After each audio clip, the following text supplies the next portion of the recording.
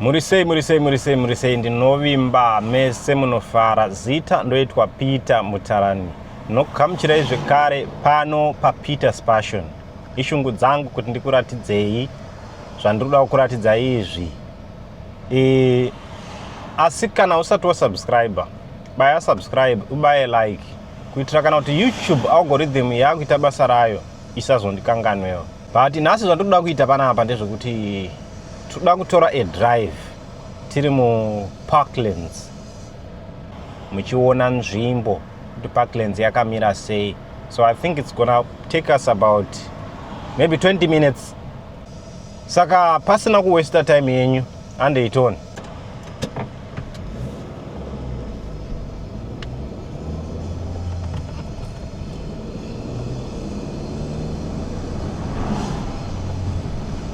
Okay, saka ndotanga nePico.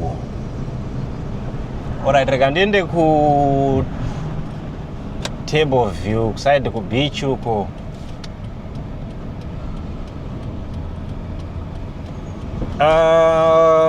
Marathon. Okay, since ndati Parklands, ndichaita Parklands nhasi. The next time ndozoita Table View because zvinenge zvakasiyana. Ndichaita kumusoro kweroad uko kudhuze ku beach front uko. But now rega ndiite Parklands.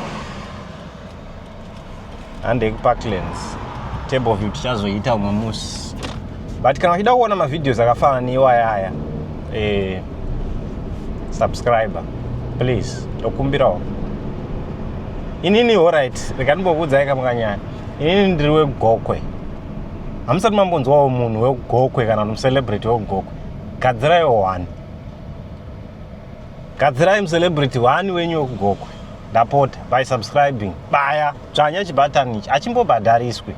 Aubhadhariswe kubaya chibhatani icho.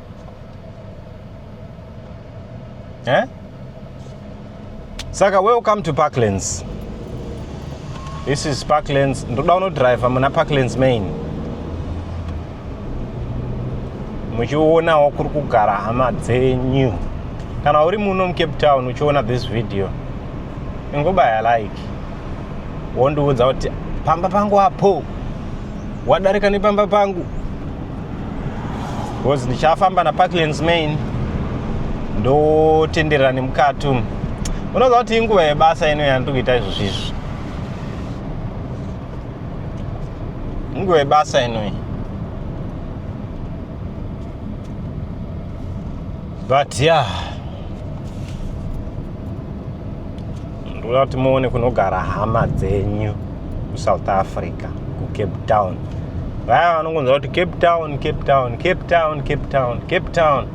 Ndiyo Cape Town yacho ino.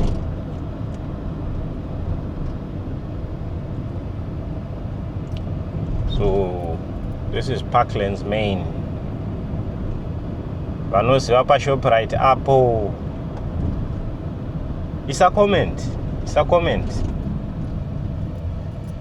Kana uchiziva nzvimbo.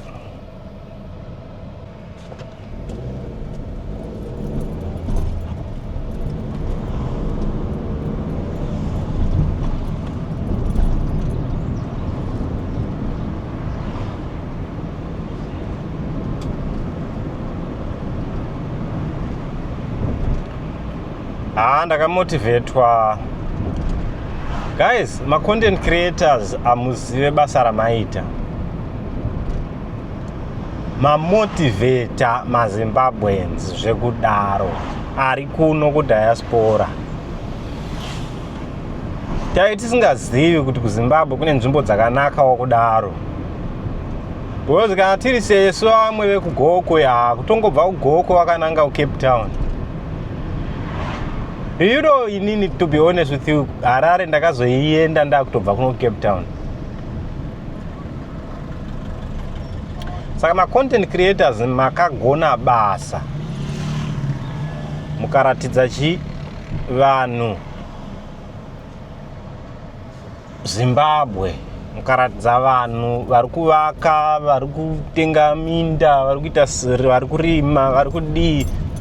I think my brother Kundai Chitima na Kelvin Period naPastor Chirume naMugove family, the Msekas, vanhu vese vakatisumudza. Let's be honest guys, vanhu ivava vakatipa imwe view yeZimbabwe yatakange tisina. I know kuti vari kuraramawo social media, but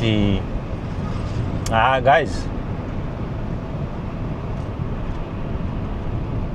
tasina kana pfungwa yekuenda kumusha isu, but patakatanga kuona mavideos pakamboita kamove kema-content creators achienda kumusha, ndo patakaona kuti wangu andei kumusha. Saka apa panotengeswa chibage, bhakiri apa irotengesa chibage. Vanopaziva muParklands ndodya chibage every day papa.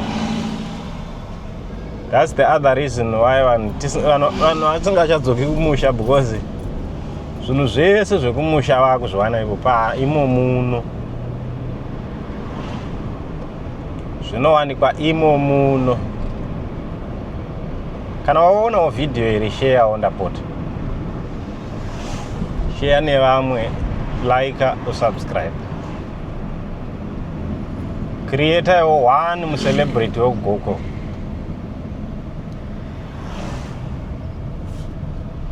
This time ndicharekodha kusvika mai vapopota.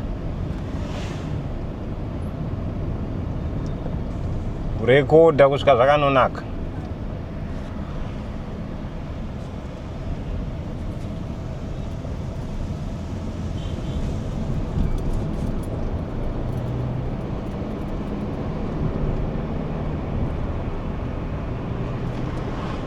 Zvekudrive manje uchishuta mavideos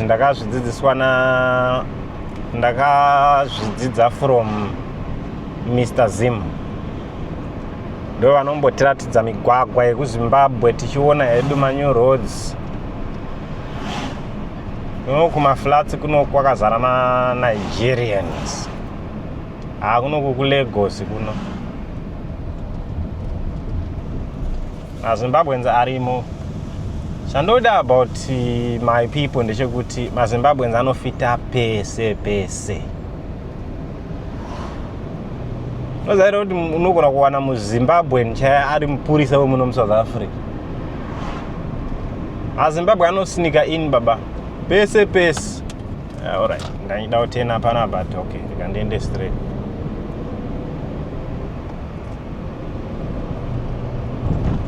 maZimbabweans anosneaka in pese. No wonder why takamako, because tinopinda pese. Hapana pausingawani muZimbabwe. Izvezvi ukaenda muCity of Cape Town government ariko umwe munhu atoripo ipapa, wandotoziva, wandoshandamo.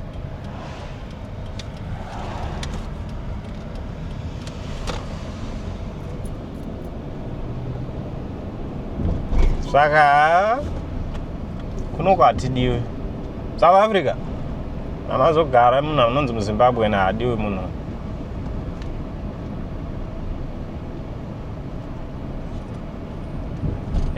Uko hakusiri necessary kuti ndiendewo zvangu, ndakangonoita U10 kana uchipazivawo ngoto, at least wasvika paDenped. Because pano zvese zvinogumira pana. Right. Andzukire kumashure.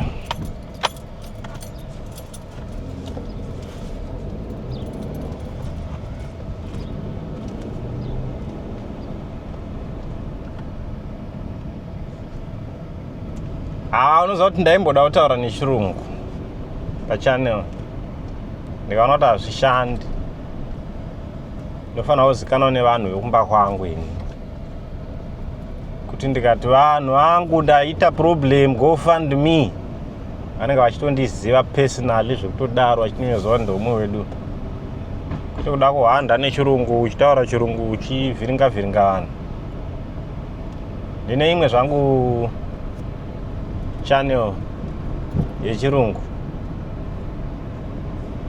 iyo yatipushe ya about 7,000 subscribers, but tinenge tichiita zvechikristu ikoko. But panapa tinoda kugamuchira munhu wese, togamuchira munhu wese zvake.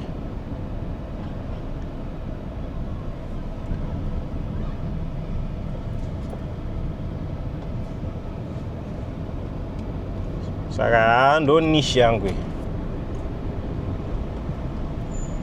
Kana uri a YouTuber, uchitoziva kuti wato established, kana usingangorwadzi wewe ne munin'ina o mukoma wako, chingosherawo vanhu, ngoudzawo vanhu just paunenge uchiita video paya. Pane mufesa ari kuCape Town anonzi Peter, anoita YouTube and so ane channel inonzi Peter's Passion. Subscribe to his channel. Ari kuitawo mavideos akanaka chaizvo. Chete ndo zvandiri kukumbira chete.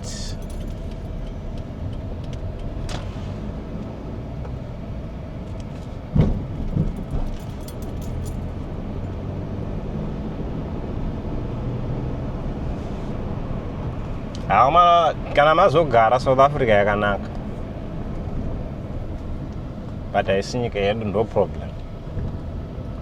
Ungagarisika zvako, ugonakirwa, ugotsvukirira skin igochinja kuita murungu, zvokuti ukaenda kumusha ukaona vanhu vachiti watsvuka wena, uri kurarama, but haisi nyika yako.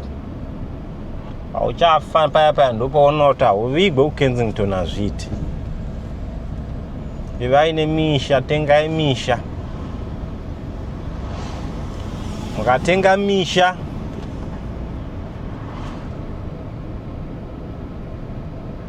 munhu pakafiwawo unowanawo pekuvigawo vanhu vakomana, unowanawo pekuvigwa. But haisi kutaura kuti ukukurumidza kufa. Aiwa, iwe uchiripo, kana watosvika pakuona video ineyi uripo, watosvika pakuona video inoyi kusvika panapa pa15 minutes panapa, ndinotaura upenyu uchararama, upenyu hwakawanda, upenyu hwakareba. Asi ndandichiti nini, ngatitengei misha.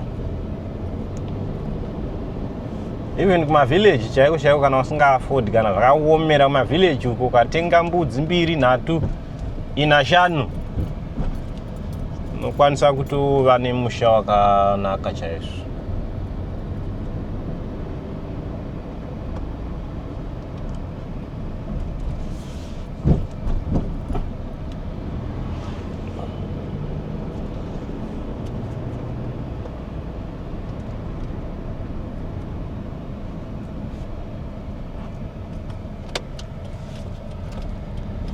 So guys, ndiri kuratidzai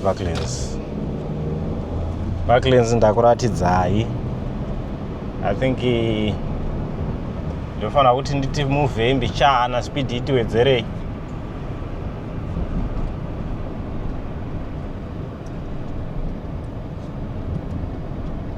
Because nzvimbo yacho yakakurisa kana kukura here.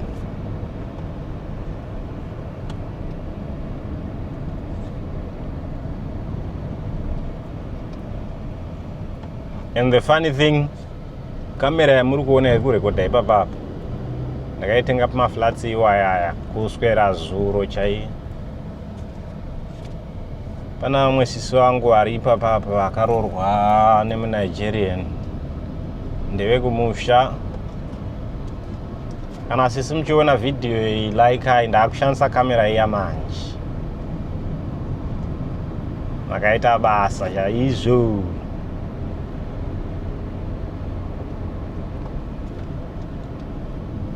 Dzinedzi nzvimbo dzemaZimbabweans dzinedzi. maZimbabweans, Nigerians, maMalawians unowana ma1-1. Ndichazokutorai ndokunokuradzai kunogara maMalawians muCape Town, Capricorn, Hakuna nzvimbo ine mamalawenzi akawanda kudarika Capricorn muno muCape Town.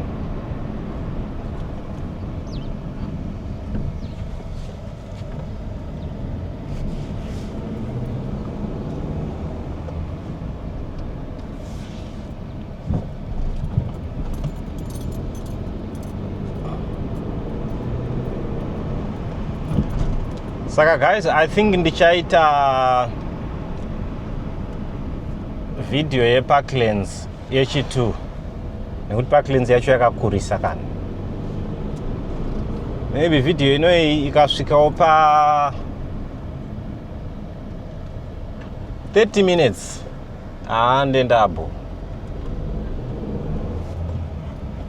ndendabo.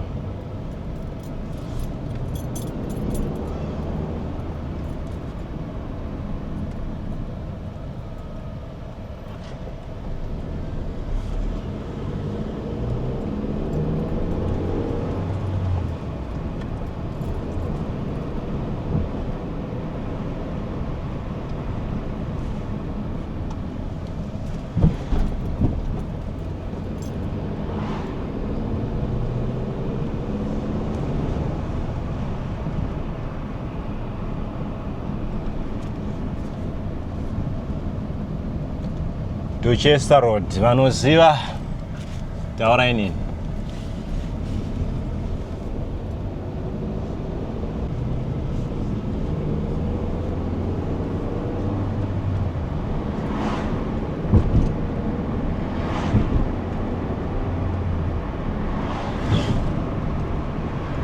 Panapa ndiri muna Hood Drive.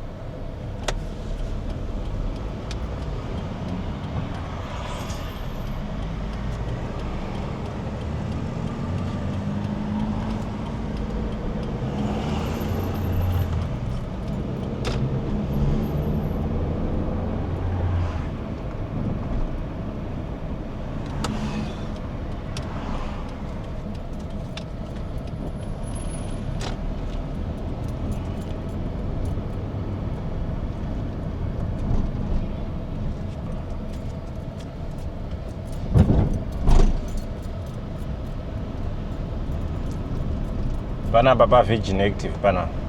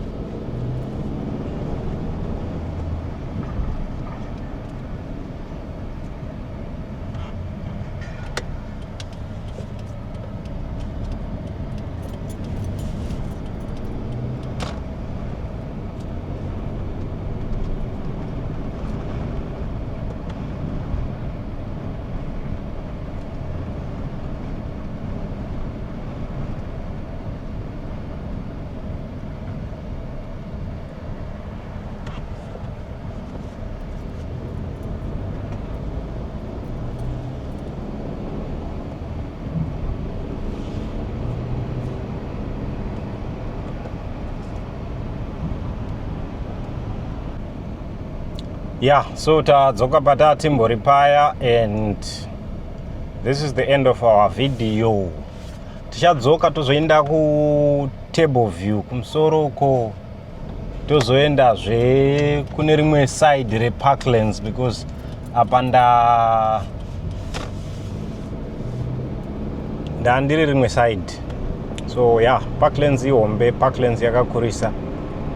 Saka umwe musi tichazodzokazve toshuta moonawo kunaka kwakaita nzvimbo idzi. Handiti ndizvo. Kana waona video ineyi kusvika panapa pekupedzisira panapa, subscribe ndapota. Ndokumbirawo zvangu usubscribe, ubaye like, ushare, udzawo vamwe kuti kune umwe mukomana ari kuita mavideos achiratidza vanhu Cape Town, achiratidza vanhu nzvimbo dzakanaka. Anyway, ndinotenda nenguva yenyu, ndinotenda nekuona kwenyu, ndinotenda nesupport yenyu. Kudzvanya kwawatoita subscribe nelike ikoko, hauzivi kuti wabetsera sei. Thank you guys. Naizvozvo tinoti goodbye.